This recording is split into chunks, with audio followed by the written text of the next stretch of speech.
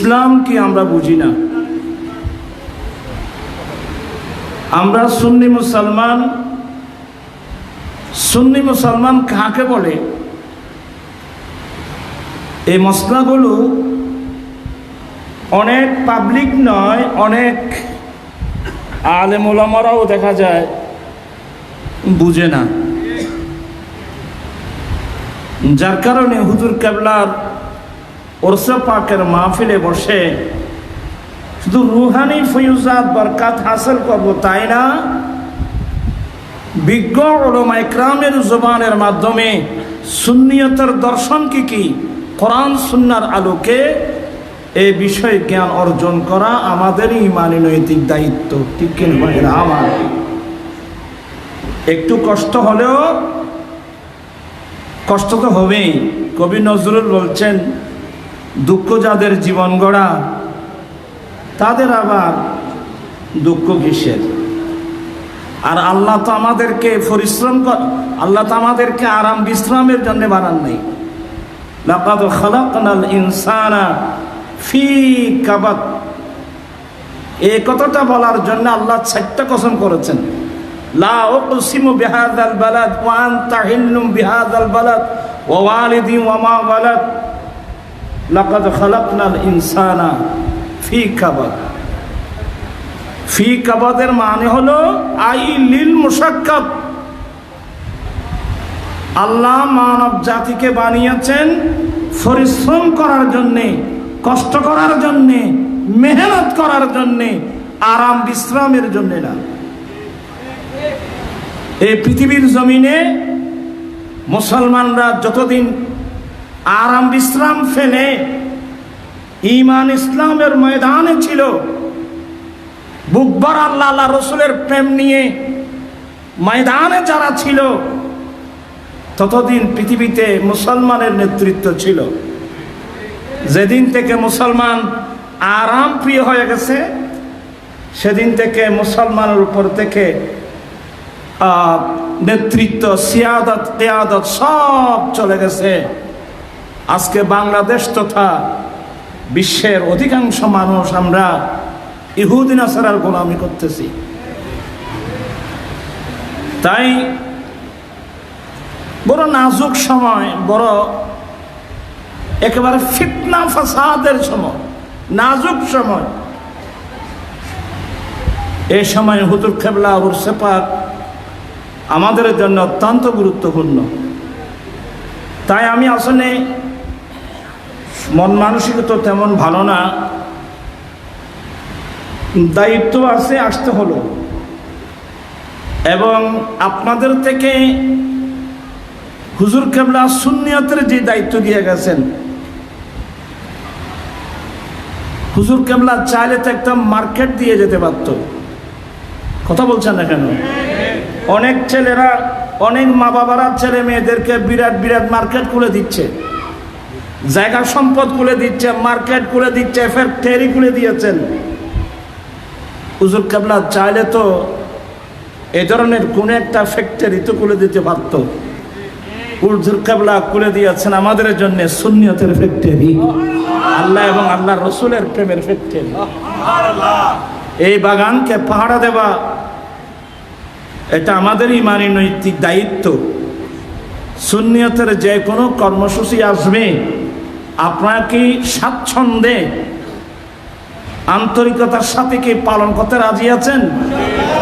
একটু হাত উঠায় দেখাতে পারবেন? নারায়ে তাকবীর, নারায়ে রিসালাত, নারায়ে গাউসিয়া, জামাত আহলে সুন্নাত, আহলে সুন্নাত ওয়াল জামাত বাংলাদেশ, আঞ্জুমানে মুহিব্বান রাসূল গাউসিয়া জিলানী কমিটি, আল্লামা ইমাম হাশেমি কমিটি। তো মোহাব্বত নিয়ে পড়বেন, বেশিক্ষণ দেরি হবে না। লিখলেন নসবাই আমি আরেকখান লিখলেন নয়। সাল্লি আলা রাসূলিনা সাল্লি আলা মুহাম্মাদিন সাল্লি আলা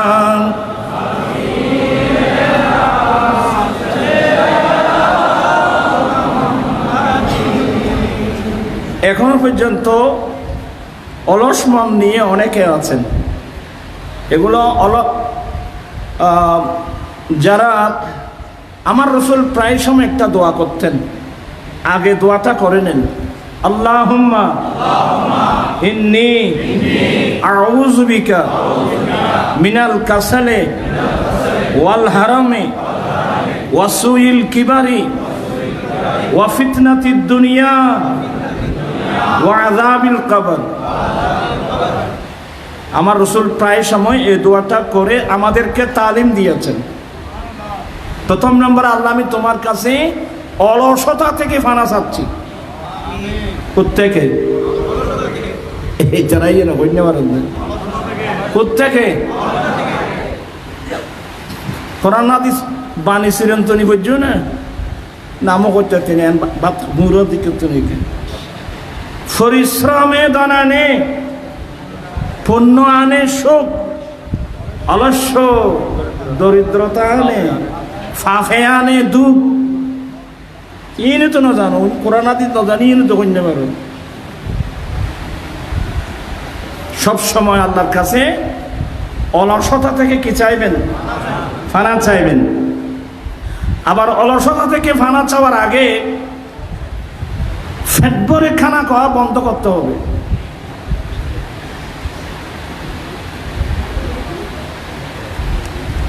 পেট ভরে খানা খাওয়া বুঝেন তো? আর এত যেতন ফেরিব নগর বেতন উঠেন, খাইলাম দাইলাম বললাম ফেট ফেড়ে হয় আর লইয়ার এখন লেন এ তিন খানা খাইলে তুই তোমার তো আলসি নয় কি? আমরা খানা খাবো অল্প, কি বললাম? অল্প খাবো, অল্প ঘুমাবো। অল্প খাওয়া, অল্প ঘুমানো। এখানে আমরা বেশি খাই, বেশি ঘুমাই। আপনার জীবনে কোনোদিন অলসতা যাবে না। আমার রাসূল বলছেন, ঈমানদার খানা খায় এক হাত দিয়ে, কাফেররা খানা খায় 7 হাত দিয়ে। তা আমরা তো অতটুকু পারবো না। আমরা 3 ভাগ করে 1 ভাগ খানা খাবো, শুধুমাত্র এতটুকু আমার খিদেটা যেন চলে যায়। খিদেটা চলে গেলে হবে। ফেটকে 3 ভাগ করে 1 ভাগ খাবো আর 2 ভাগ খালি থাকবে। আপনারা বোধহয় বিরক্ত হচ্ছেন। ব্যাপারটা কি? একটা হলো শরীরের খাদ্য, আরটা হলো রূহের খাদ্য। আপনার কথা বুঝতেছেন? একটা হলো শরীরের খাবার, আরটা হলো রূহের খাবার। কম মনোযোগ। যেহেতু এই শরীর মাটি দিয়ে বানানো, আমি কথা বলে ফেলতেছি সব কিছু। এই শরীর মাটি দিয়ে বানানো, আগুন, পানি, মাটি, বাতাস, আনাসের আরবা, এটা দিয়ে আমাদের যে বডি বানিয়েছেন, এই বডির খাবার লাগবে মাটির উৎপাদন। কারণ এই বডিটা মাটি থেকে বানানো হয়েছে। এই জন্য খাবার লাগবে কোত্থেকে? মাটি থেকে, যেগুলো উৎপাদিত হয় ওই খাবার আমরা খাবো। 3 ভাগ করে 1 ভাগ খাবো, বাকি 2 ভাগ কি থাকবে? খালি থাকবে।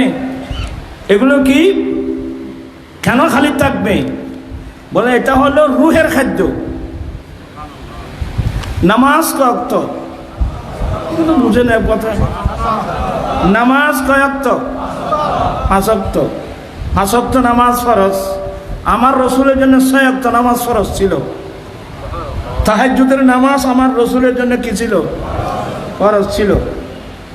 আমাদের জন্য ফরজ কয় ওয়াক্ত? 5 ওয়াক্ত। কিন্তু কোনো মানুষ যদি মারা যায়, ওনার মতে যদি নামাজ কাজা হয়ে যায়, নামাজ থেকে যায়, তা নামাজের কাফারা দেওয়ার সময় কয় ওয়াক্ত হিসাব করে দিতে হবে? 6 ওয়াক্ত। কেন? ওই ভিতরে একটা আছে না, কথা বুঝতেছে না মনে হয়। ভিতরের নামাজ একটা আছে না। ভিতরের নামাজ কয় রাকাত? আজকাল নামাজ কমে যাচ্ছে। ওই শাফি মুজাহিবের মধ্যে 1 রাকাত পড়ে, তো এখন ছেলেরা তো নামাজ না পড়লে তো ভালো, ওরা ভালো। আমাদের হানিফি মাযহাব মোতাবেক বিতরের নামাজ কয় রাকাত? 3 রাকাত। এটাই বিশুদ্ধ, 3 রাকাত বিতরের নামাজ। যাই হোক, আমি ওগুলো বলতে গেলে অনেক দূরে চলে যাব। তো বিতরিটা ওয়াজিব নামাজ, তো এদিকে 5 ওয়াক্ত নামাজ, ওইদিকে কি বিতির, তাহলে কয়েকটা হলো? 6 ওয়াক্ত। কোনো মানুষের কাফারা দিতে হলে কয়েকটা হিসাব করে দিতে হবে, 6 ওয়াক্ত হিসাব করে দিতে হবে। কি বুঝলেন? আমরা খানা খাই ডেলি কয়েকট, এই যারা নামাজ হিসাব ছাড়া অনর্গল চলত দেরি।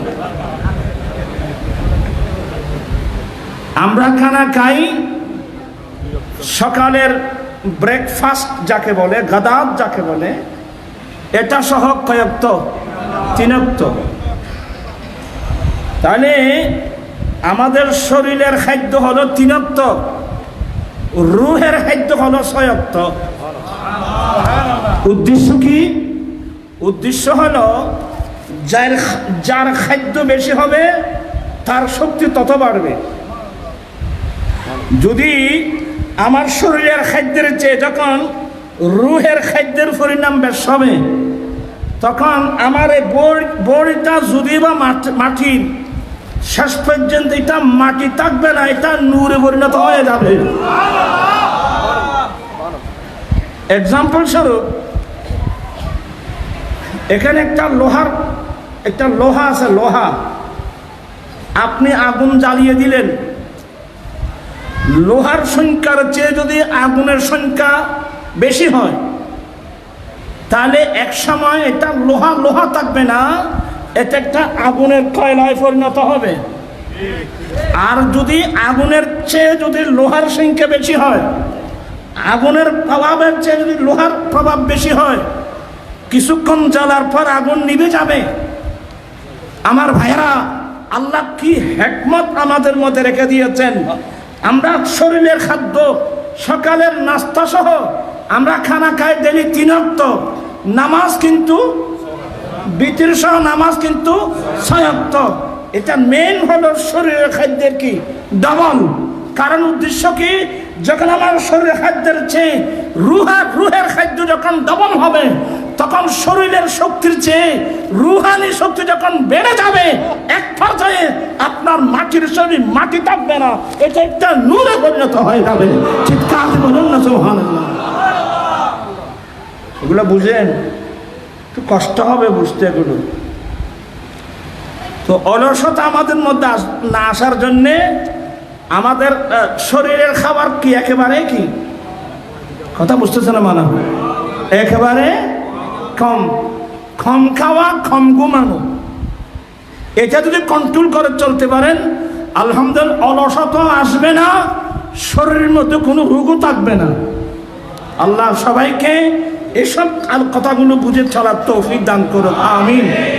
সাল্লাল্লাহু আলা রাসূলিনা সাল্লাল্লাহু আলা মুহাম্মাদিন সাল্লাল্লাহু আলা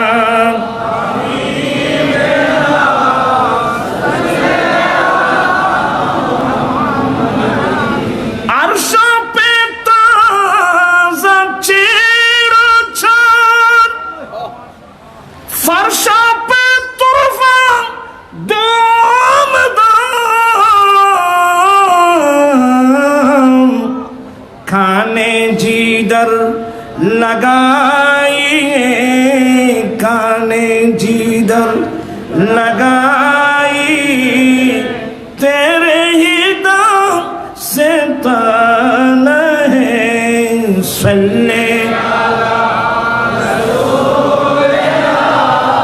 सल्ले अला मुहम्मदिन सल्ले अला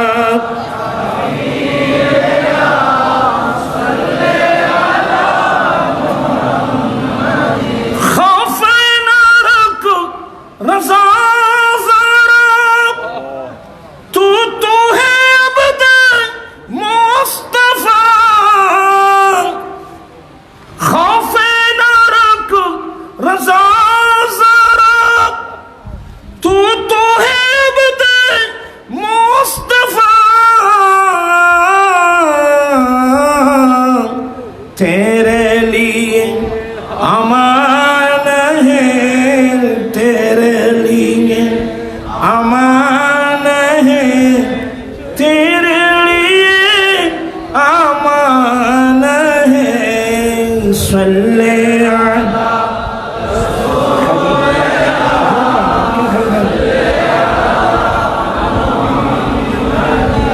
صلي على حبيبنا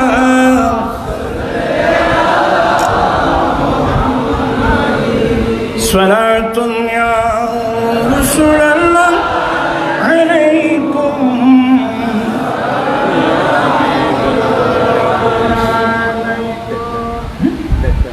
टाइम तो बहुत ही नसीब में जा निबे वक्त गुजर को ज़हवालम मुस्तफ़ारा खबर कुना सलाम तुनिया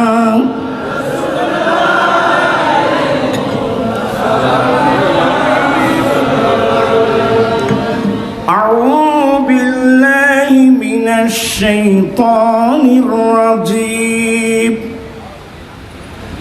بسم الله الرحمن الرحيم إنما يخشى الله من عباده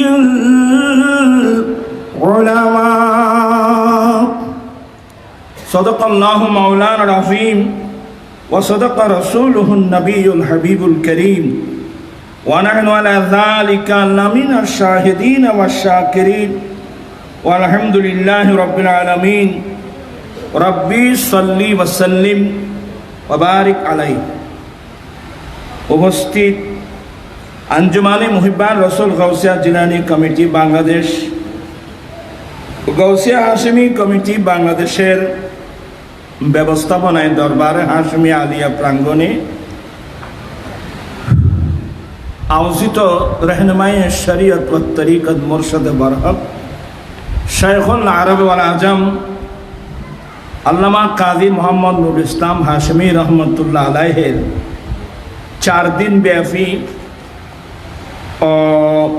আয়োজিত সালানা ওরসে ইমাম হাশমি রহমতুল্লাহ আলাইহির সভাপতি হুজুর কাবলার মেজর সাহাবজাদা কাজী মৌলানা মুফতি মোহাম্মদ আবুল ইরফান হাশেমি, কাজী মোহাম্মদ আবুল ফুরকান হাশেমি, পীর মৌলানা হাফেজ কাজী মোহাম্মদ মহিউদ্দিন হাশেমি, পীর মৌলানা কাজী মোহাম্মদ শরফুদ্দিন হাশেমি, পীর মৌলানা কাজী মোহাম্মদ বাহাউদ্দিন হাশেমি, মৌলানা কাজী মোহাম্মদ জিয়াউদ্দিন হাশেমি, হুজুরের औलाद ফরজন্দগণ তশরিফ রেখেছেন। রহমতুল আলমিন নামক যে কমপ্লেক্স, এই কমপ্লেক্সের প্রতিষ্ঠাতা শাহ সুফি আলহাজ মৌলানা শাহ আলম নেইম আল আশরাফি মোদ্দাজিল্ল তশরিফ রেখেছেন। হুজুর কেবলার ছোট ভাই, আমরা হুজুরের 3জনে আমাদের ওস্তাদ। ছোট হুজুর এমনি প্রসিদ্ধ না, এমনি ছোট হুজুর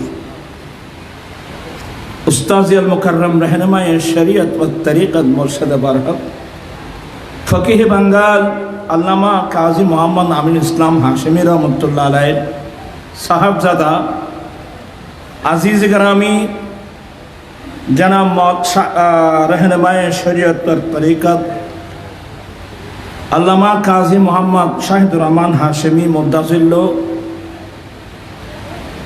शेखुल हदीस अल अमीन बारिया कामिल माद्रासा, और सबचेয়ে বর্তমান যেটা আহলে সুন্নাত ওয়াল জামাত বাংলাদেশ হুজুর কেবলা যেটা আমাদেরকে দিয়ে গেছেন, বর্তমানে উনি এই মহানগরের আহ্বায়ক। আপনার খুশি তো? কারা কারা খুশি? হাত উঠে একটু দেখাতে হবে।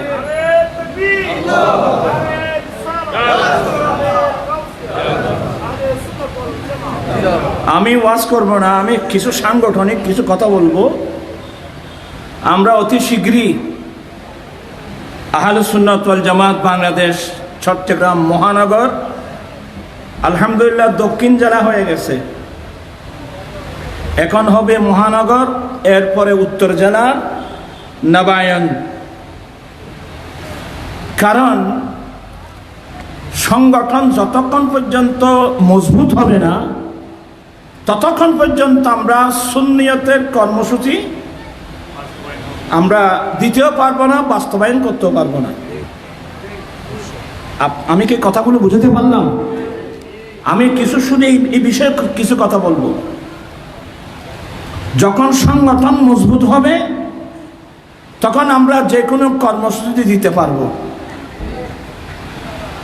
বর্তমান একটা গুরুত্বপূর্ণ কর্মসূচি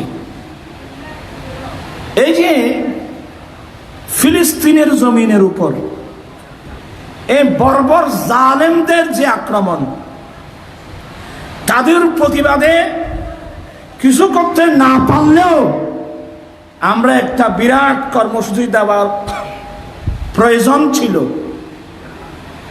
আমি কথা বুঝাতে পারছি? বিরাট একটা কর্মসূচি আহলে সুন্নাত ওয়াল জামাত বাংলাদেশের পক্ষ থেকে একটা বড় কর্মসূচি, কিছু করতে না পারলে আমরা একটা প্রতিবাদের জন্য তো একটা কর্মসূচি দেওয়া উচিত ছিল। কিন্তু সংগঠনের মজবুতি না থাকার কারণে, মজবুত ছিল কিছু কুচক্রী মহল, মুনাফিক শক্তি, আল্লামা হাশিমি সহ ইমামের দল সহ দফন করার জন্যে একটা মুনাফিক চক্র কি করে নাই বাংলাদেশে, যার কারণে সুন্নিয়তের যে মজবুতি ছিল এটা কি হয়ে গেছে।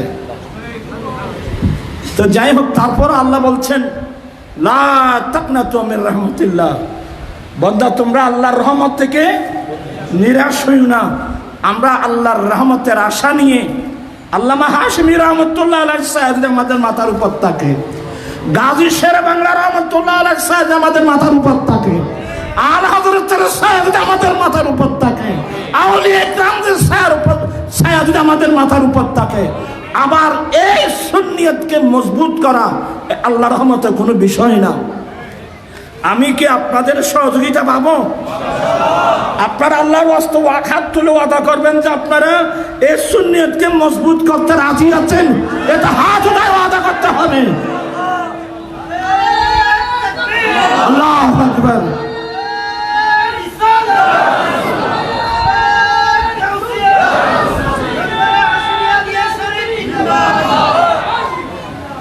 তো আজকে দুঃখ লাগে, ভারাক্রান্ত মন নিয়ে আমাদের কি করা উচিত ছিল, আমরা কোথায় চলে আসলাম। আল্লাহ সবাইকে হেদায়েত নসিব করুক। তারাও স্বীকার করতেছে তারা গরিব হয়ে গেছে। জি ভাই, তারাও স্বীকার করতেছে যে যারা ষড়যন্ত্র করেছিল তারাও স্বীকার করতেছে, কারণ তারা গরিব হয়ে গেছে। আমরা গরিব হয়ে গেছি বলতেছে, এটা বলে যে আজকে এই গরিবের হালত আমাদের। আর সেডিঙ্গে ভাষা হইলে বুঝিবে, এক বলে আড়াই বুঝেনি, আর খান হইলে হয় দেনি হদা ব্যাগিং কি আয় হইম না, তোমার আল্লাহ কিছু রাখি না। স্টেজের উপর অসংখ্য ওলামা, আমি দুঃখিত, আমি কয়জনের নাম বলবো, হুজুরের মুহিব্বিন, মুরিদান, মুতাআল্লিকিন, গোটা স্টেজের উপর অসংখ্য ওলামা। আমি আসলে আপনাদের খেদমতে আমার অনুরোধ থাকবে, হুজুর কেবলা যে দায়িত্ব আমাদেরকে দিয়ে গেছেন, আমার ভাই ফুরকান আমাদের আহলে সুন্নাত ওয়াল জামাত বাংলাদেশের কেন্দ্রীয় পরিষদের প্রেসিডিয়াম, হুজুরের মেজো সাহেবজাদাও প্রেসিডিয়াম, আমরা যে কর্মসূচি হাতে নিচ্ছি আগামীতে আমি আপনাদের সহযোগিতা পাবো তো, আল্লাহর রহমতে পাবো তো। জি, সংগঠন মজবুত হলে আমরা কর্মসূচি দিতে পারবো। আমি খুব বিনয়ের সাথে বলছি, সংগঠনকে মজবুত করুন, নতুবা কিয়ামতের মাঠে আমরা গাজী শেরে বাংলার সামনে আমরা মুখ দেখাতে পারবো না।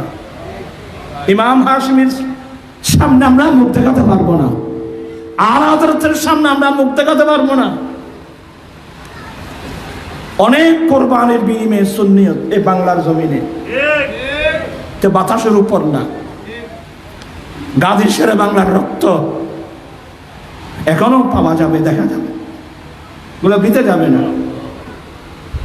তারপর আমি আহলে সুন্নাত ওয়াল জামাত বাংলাদেশের মতাদর্শী যারা, সংকীর্ণতা পরিহার করে যদি সবাই এক প্ল্যাটফর্মটা যদি আমরা মজবুত করতে পারি, তাহলে সুন্নাত ইনশাআল্লাহ সামনে এগিয়ে যাবে, ঠিক কিনা ভাইরা আমার?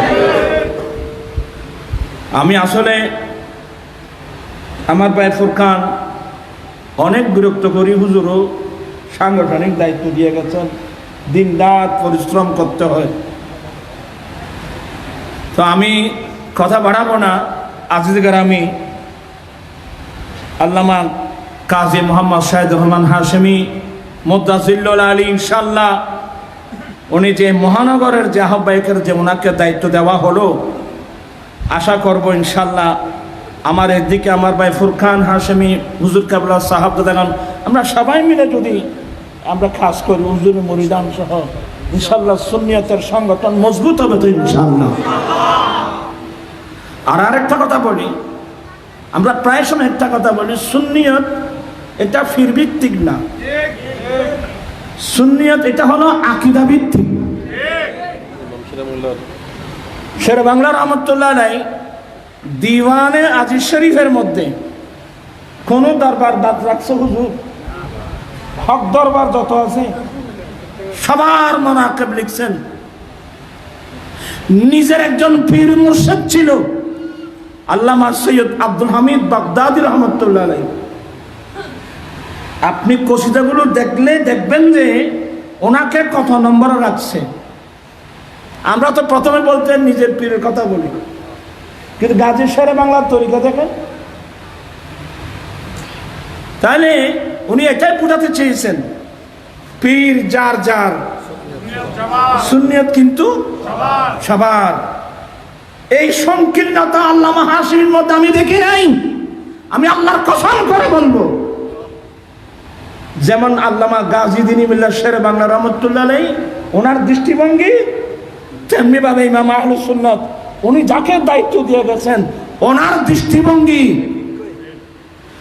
উনি কোনোদিন ইনি আমার মুরিদ কিনা, ইনি আমার পীর ভাই কিনা, এগুলো কোনোদিন চেয়েছেন? উনি কেউ বলতে পারবেন? কেউ বলতে পারবেন? ওনার দৃষ্টির মধ্যে ছিল সুন্নিয়ত,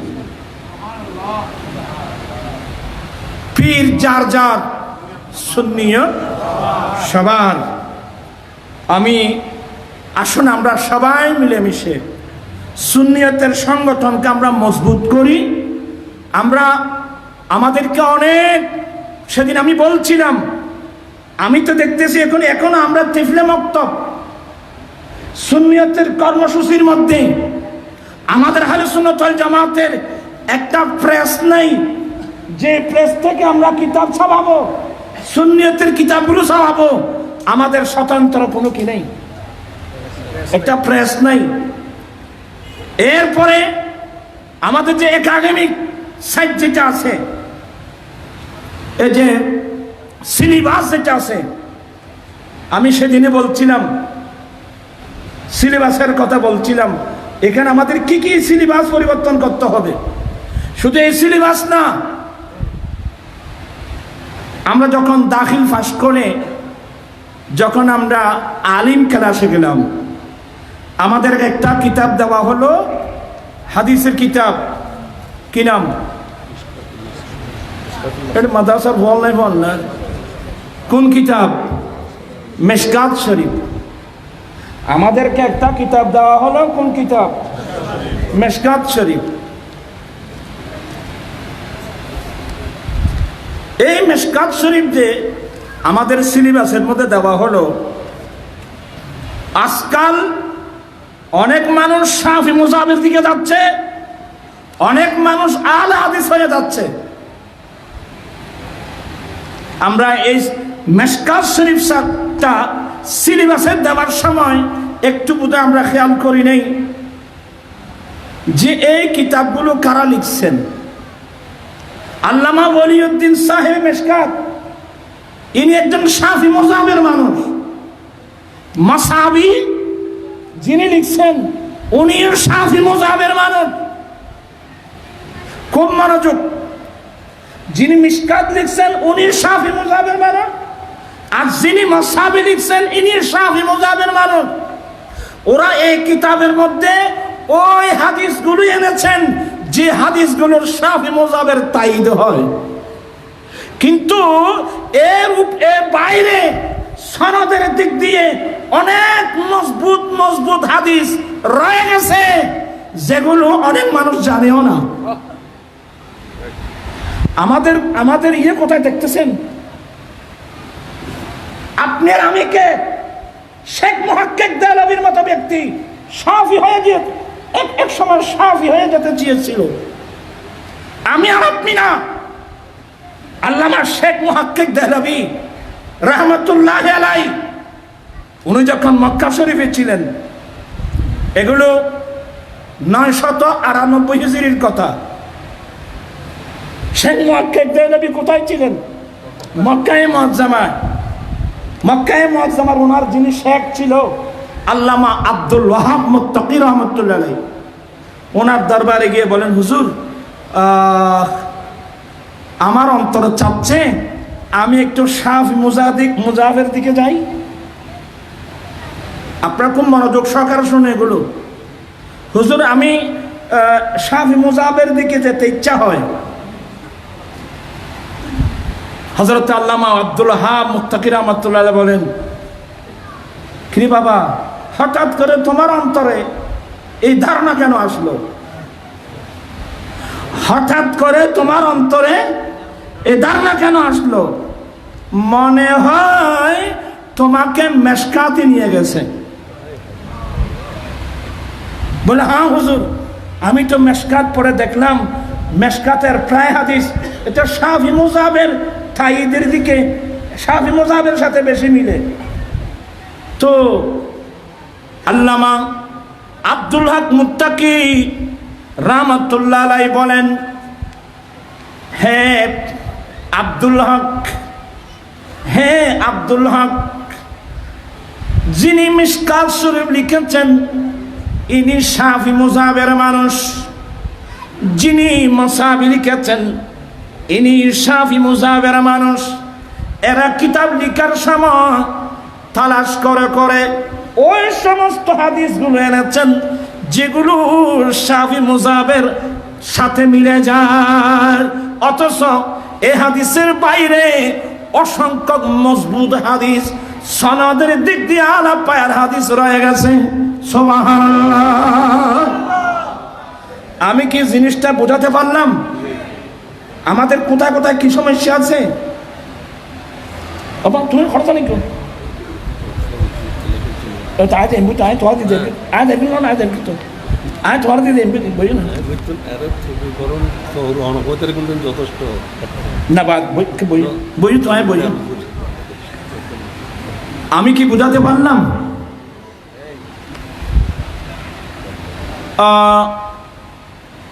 ইমাম আব্দুল ওয়াহাব মুত্তাকি রহমাতুল্লাহ আলাইহি বলেন, তুমি যখন হিন্দুস্তান যাবে তখন তুমি জিনিসটা বুঝতে পারবে। আমি তোমাকে পারমিশন দিলাম, বাড়িতে যাও। উনি বলেন, হুজুর আপনি যদি দয়া করেন আমি আর 1 বছর 2 বছর আপনার খেদমতে থেকে এই সমস্যাটা একটু সমাধান করার। বলে ইনশাআল্লাহ। তো শেখ মুহাক্কিক দেহলভি যখন ওনার কাছে রয়ে গেলেন, উনি সহিহ রিওয়ায়াতগুলো বের করে যখন আলা পায়ের সনদের হাদিসগুলো নিয়ে আসছেন, শেখ মুহাক্কিক দেহলভি আশ্চর্য হয়ে গেলেন। উনি হানিফি মাযহাবের মধ্যে, হানিফি মাযহাবের মধ্যে থাকতে উনি বাধ্য হলেন। সুবহানাল্লাহ। কোন মাযহাব? এই যে আজকাল অনেক ছেলে ও আলে হাদিস হয়ে যাচ্ছে, এরা এগুলো বুঝবে? আমরা অনেক আলেমরা এগুলো বুঝতে কষ্ট হচ্ছে। এই যারা আলে হাদিস, স্কুলের ছাত্র, কলেজের ছাত্র, ইউনিভার্সিটির ছাত্র, অনেক বাংলা শিক্ষিত মানুষ হাদিসের নাম দিয়ে কোথায় চলে যাচ্ছে? কেউ শাফির দিকে যাচ্ছে, আর কেউ আলে হাদিসের দিকে যাচ্ছে। আর আপনি আর আমি কে? সেন মুহাক্কিক দেওলভীর মতো ব্যক্তি অ্যাক্সিডেন্ট করতে চেয়েছিল, আল্লাহর বড় দয়া ছিল, আল্লামা আব্দুল্লাহ মুত্তাকি রাহমাতুল্লাহ আলাইহির মতো বিজ্ঞ মজবুত মুহাদ্দিস থাকার কারণে উনি যখন এই জিনিসগুলো দেখাই দিলেন, দেখতেছেন যে হানিফি মাযহাব হলো মজবুত মাযহাব। হানিফি মাযহাবের যেগুলো, এগুলোর সনদ মজবুত। আপনার বোধহয় বিরক্ত হচ্ছেন? আমি আগে বলছিলাম একটু কঠিন হবে। এই যে এখন ইদানিং একটা মসলা, এগুলো কোনো নতুন মসলা নয়, যে আমাদের নবী নাকি 40 বছরের মধ্যে কি পেয়েছে, আজানো চলতেছে না? ভালো ভালো মানুষ অ্যাক্সিডেন্ট করতেছে, আমাদের নবী নাকি 40 বছরের মধ্যে কি পেয়েছে। কিন্তু এই কথাগুলো যারা বলতেছে ওরা কারা? ওরা কি কোনো মাদ্রাসার মুহাদ্দিস? কথা বলছেন না, কিছু বুঝুন না। ওরা কোনো মাদ্রাসার মুহাদ্দিস, কোনো মাদ্রাসার মুফতি, কোনো নির্ভরযোগ্য কোনো ব্যক্তি? আজকে ছেলেরা ফেসবুক একটা দেখলে পাগল হয়ে যায়। আমি একটু ধারণা দিচ্ছি। বিসমিল্লাহির রাহমানির রাহিম। কুল ইন্না সালাতি ওয়া নুসুকি ওয়া মাহইয়ায়া ওয়া মামাতি লিল্লাহি রাব্বিল আলামিন লা শারীকা লাহু ওয়া বিযালিকা উমিরতু ওয়া আনা আউয়ালুল মুসলিমিন। আপনারা তো বিরক্ত হবেন আমি জানি। আল্লাহ বলেন, হে রাসূল আপনি বলুন, নিশ্চয় আমার নামাজ, নিশ্চয় আমার কোরবানি, আমি নবীর হায়াত, আমি নবীর ইন্তিকাল, সবগুলো একমাত্র রব্বুল আলামিনের জন্য। আল্লাহ বলেন, রাসূল আপনি বলুন, নিশ্চয় আমার নামাজ, নিশ্চয় আমার কোরবানি, নিশ্চয় আমার জীবন, আমি নবীর ইন্তিকাল, সবগুলো একমাত্র রব্বুল আলামিনের জন্য। আপনারা সব বুঝতেছেন নাকি? লা শারীকা লাহু, যার কোনো অংশীদার নেই, ওয়া বিযালিকা উমিরতু, এই বিষয়ে আমাকে নির্দেশ দেওয়া হয়েছে, ওয়া আনা আউয়ালুল মুসলিমিন, আমি সর্বপ্রথম আত্মসমর্পণকারী।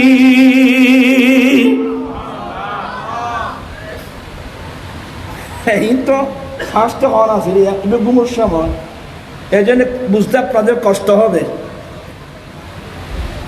কোরআন শরীফ এই আয়াতটা বুঝে আসলো, ওয়া আনা আউয়ালুল মুসলিমিন, আমি সর্বপ্রথম মুসলিম।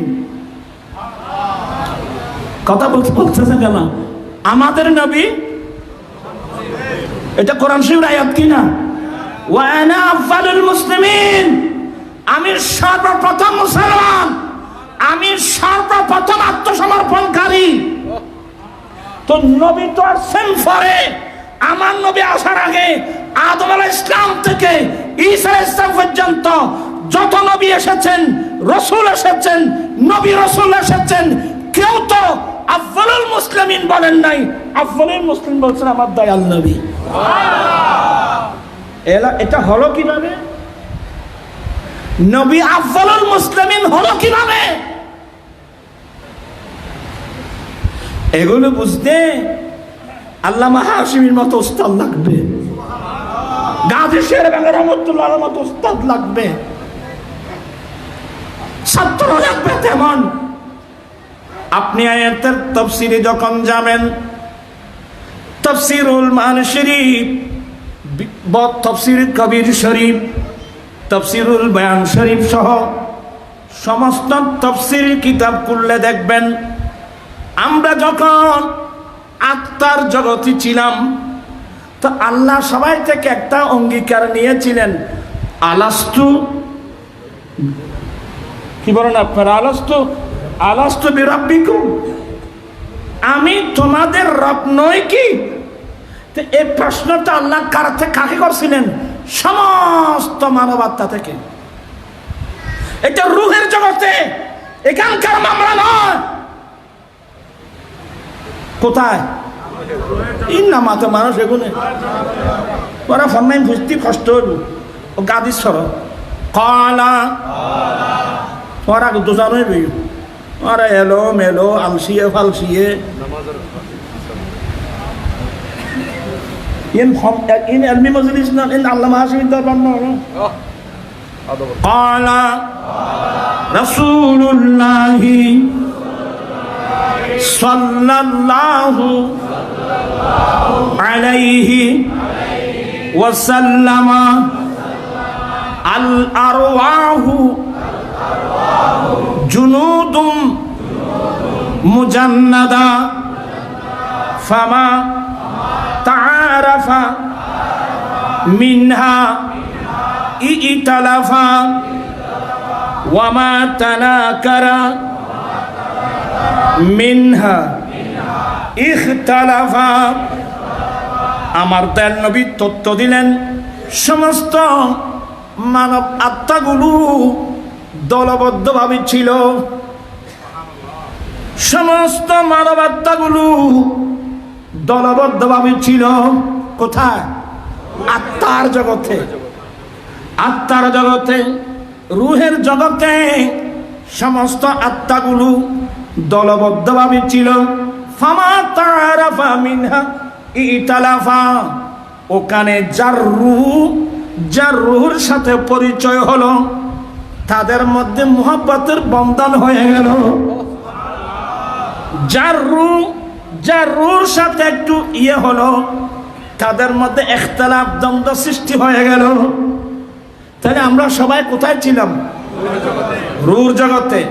খোদা কুদ্দুস সমস্ত রূহ আর ওয়া থেকে স্বীকৃতি নিচ্ছিলেন, আলাস্তু বিরাব্বিকুম, আমি তোমাদের রব নই কি? আল্লাহর এই প্রশ্নের উত্তরে প্রথম যিনি উত্তর দিয়েছিলেন উনি হচ্ছেন আমাদের হায়াতুন নবী। আলাস্তু বিরাব্বিকুম, আমি তোমাদের রব নই কি? এই প্রশ্নের প্রথম উত্তর ডাইরেক্ট, মাধ্যম সারা ডাইরেক্ট উত্তর দিয়েছেন নবী মুহাম্মদুর রাসূলুল্লাহ সাল্লাল্লাহু আলাইহি সাল্লাম। এই জন্য নবী আফজালুল মুসলিমিন। আর অন্যান্য বিক্রম স্বীকৃতি দিয়েছিলেন বেওয়াসিতাতিন নবী সাল্লাল্লাহু আলাইহি সাল্লাম। আমার নবীর মাধ্যমে অন্যরা স্বীকৃতি দিয়েছেন, হ্যাঁ আপনি আমাদের রব, আপনি আমাদের খালেক, আপনি আমাদের মালিক। চিৎকার দিয়ে বলুন না সুবহানাল্লাহ। তাহলে বোঝা গেল রাসূল পাকের ইসলাম এটা দুনিয়াতে না, কোথায়? আরো জোর বলুন না, কোথায়? আমি এগুলো ইঙ্গিত দিচ্ছি যেহেতু সময় নাই, দেরি হয়ে গেছে। ইনশাল্লাহ এগুলো অনেক লম্বা আলোচনা। আকায়েত মজবুত না থাকলে সিয়াসিটা বাংলাদেশ তথা গোটা বিশ্বে যতগুলো বিশুদ্ধ প্রসিদ্ধ সহিহ হাদিসের কিতাব, একটা কিতাব জামে তিরমিজি, আর একটা কিতাব ইবনে মাজাহ। ইমাম তিরমিজি সহিহ সনদের মাধ্যমে রিওয়ায়াত এনেছেন হযরত সাইয়েদনা আবু হুরায়রা রাদিয়াল্লাহু তাআলা আনহু থেকে, ক্বালু মাতা ওয়াজাবাল লাকান নবুওয়া ইয়া রাসূলুল্লাহ। এই হাদিসটা তিরমিজিতে আছে কিনা দেখেন তো, সিয়াসিতার মধ্যে একটা। সাহাবা একরাম জানতে চাইলেন, ইয়া রাসূলুল্লাহ, ইয়া হাবিবাল্লাহ, আপনার জন্যে নবুয়ত কখন ওয়াজিব হলো? আপনার জন্য নবুয়ত কখন ওয়াজিব হলো? আমার নবী উত্তর দিয়েছিলেন, কুনতু নাবিয়্যান ওয়া আদামু বাইনার রূহি ওয়াল জাসাদ। আমি তখন নবী ছিলাম, আমার জন্য নবুয়ত ওয়াজিব হয়েছে। আমি তখন নবী ছিলাম যখন আদম মাটি এবং পানির মাঝখানে, আদম মাটি এবং রূহের মাঝখানে ছিল। কি মানে আদমের অস্তিত্বের মধ্যে আসে নাই, তখন আমি নবীর জন্য আমি নবী ছিলাম।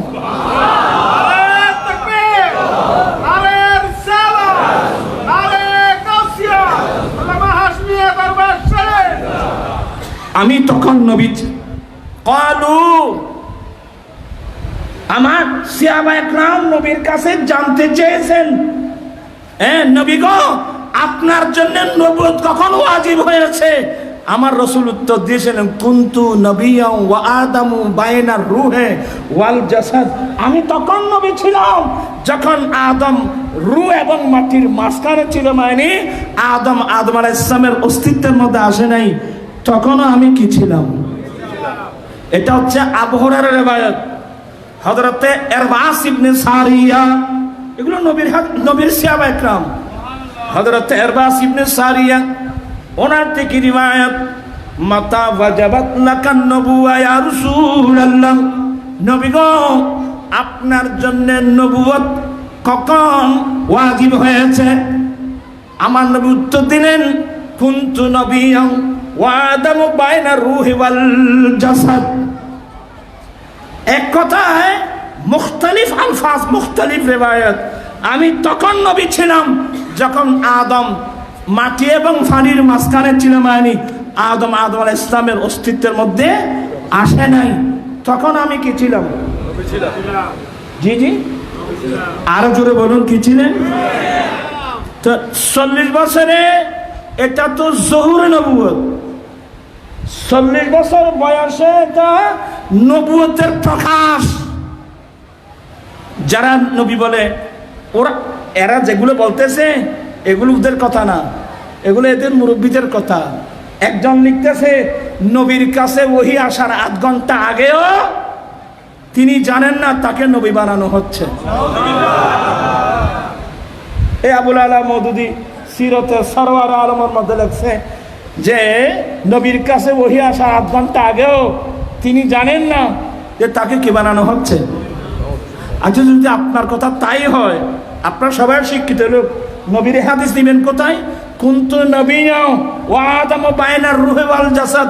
আমি তখন নবী ছিলাম যখন আদম আলাইহিস সালাম রূহ এবং মাটির মাঝখানে ছিল। মানে আদম আলাইহিস সালাম অস্তিত্বের মধ্যে আসে নাই, তখন আমি কি ছিলাম?